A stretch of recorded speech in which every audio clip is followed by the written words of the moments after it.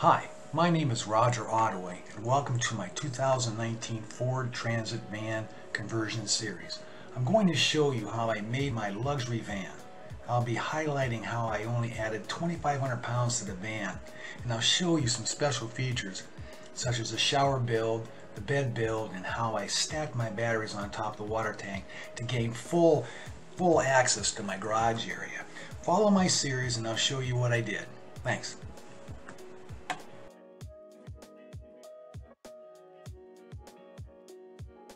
Okay, I'm here today to actually work on this wall right here, and I wanted to talk about this material that I'm going to put in here, because in this area right here will be what I'm going to call the bump out area. I'm going to keep this as close to the wall as I can because I'm going to do the bed this way, so it's going to be a queen size bed going this way. My head here, my feet there, kind of thing. So I need it as wide as possible. Instead of coming all the way out here to the edge, which I lose probably about 2 inches, and that's 2 inches on each side. And when you consider measurements in a van, 2 inches is a lot of space.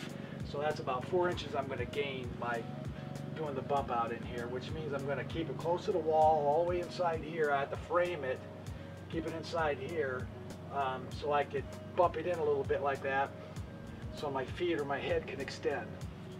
Anyways, what the idea today is, I use this minicell material, which is what looks more like a rubber, but it's a poly type material. It's more water resistant than it is R value, but I'm going to stick a little bit. I've got this little indentation in here, which this is the main part, but in here is a little bit of indentation. This is thick enough to go right in there, fit right down inside here. But I've got these little edges in here that I'm going to cut strips about this wide and stick it inside there in these areas here before I put the whole thing on here like this and cover it before I put on my poly board.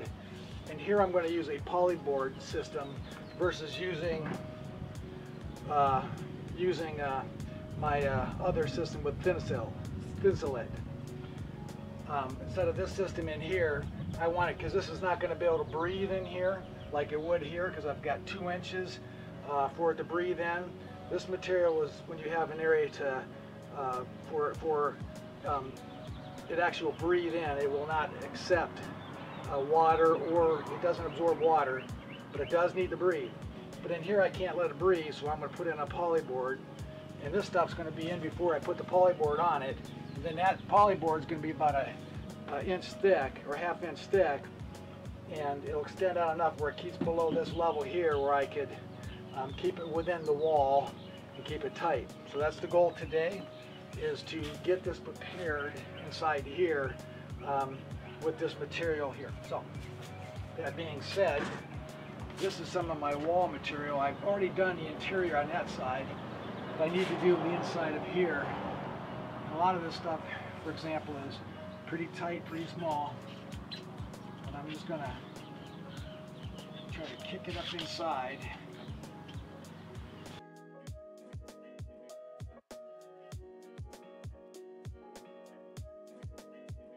There, so as hot air and cool air, and as you use this, as you use the inside of this unit, it'll create moisture, and moisture will, once you got heat and moisture or cold, it'll start coming and tracking to the wall, and it'll build up on the wall.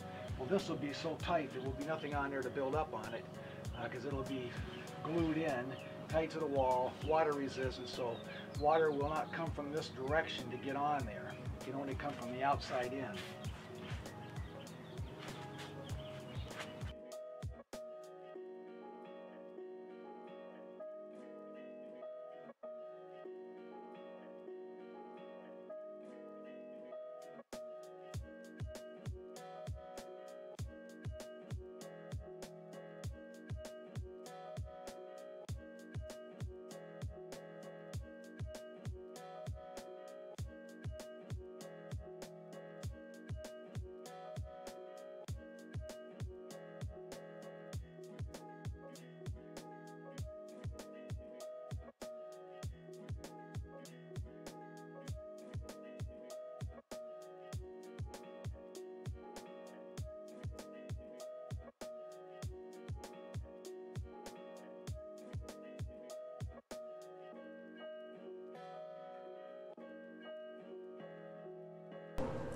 Now the minicell insulation foam is a great product, and it can be used in multiple ways in the van build itself. I used it mainly for the floor, but here you can see the application on the side of my bump outs is really going to work well. It's filling an indentation that needs filled in regardless, and it's also waterproof. So this is going to give me a great benefit. Of course, soundproofing and all those other things are going along with this stuff, but this is a great product used in multiple ways. I even use it underneath my water tank, in between and on top of my water tank, where I stack my batteries on top of the foam, because it's foam as well. So it's an insulator and a foam, so it's a soft touch and well worth using in multiple areas of the van itself. So it was a perfect product. I recommend it, highly recommend it.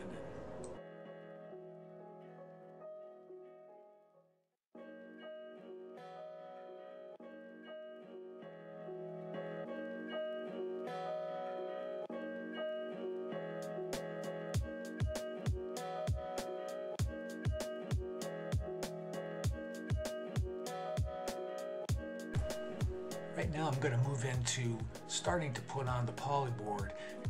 I discovered now that I can actually put two pieces of board on 1/2 inch each. So I'm going to put on a 1/2 inch more. It will cover the rubber base exactly like it is, and then I'll do one more external polyboard, which is a 1/2 inch over top of that. So it'll be 2 coats of polyboard in there, which is what I didn't expect, but I'm happy to see that was able to work out, because it's going to be double the R value now rather than the single R value that I had on it. So great opportunity for a great coverage here.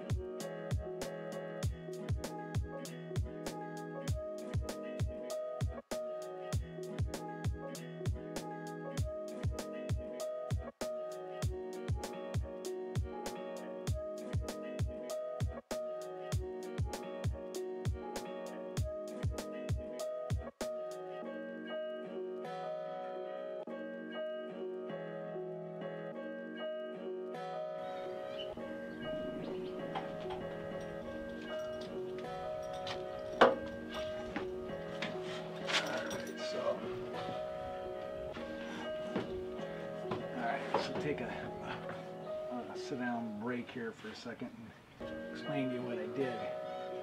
On the 2 bump out walls, I put 2 1/2-inch pieces of polyboard in there, and I did some of the exterior small areas. There's small little divots in there. You know, they have a lot of sub levels and levels in these vans. That's why I wanted to fill it. So I filled it with another material in there just to build it out, and then I was able to put one more layer, the last layer of polyboard on there, because I wanted at least 2 on there because it fills in that gap pretty good. So what I did was I put on the glue itself, the adhesive on it, sprayed it on, and then put it up, and then stuck these on there just to give it a good solid push against it, so hopefully it'll stay in place, because you know it's critical that it doesn't move around until I at least get my wall built around there, and then that will support it so it won't move beyond that after that's done, because that'll be a pretty tight wall as well. But anyways, that's what this is about. This will be on there next. So I have to kind of figure out what's next, because I certainly don't know. This is kind of walk, crawl as you can until you can figure out what things you can do and what parts you can have, because some of this is a little bit uncertain areas, because you know, never doing something like this before, you're always going to walk into this with your eyes wide open, and yeah, wide open, because then you overthink it a lot, because at least I will overthink it a lot. It tends to be my skill level, thinking more than I need to think. But just because it's something that's not done on a daily basis, this is kind of challenging. There's no doubt about it, very challenging. But that's why I'm doing it, because I don't mind a challenge. I could take it. Anyways, that you have it. That was my day.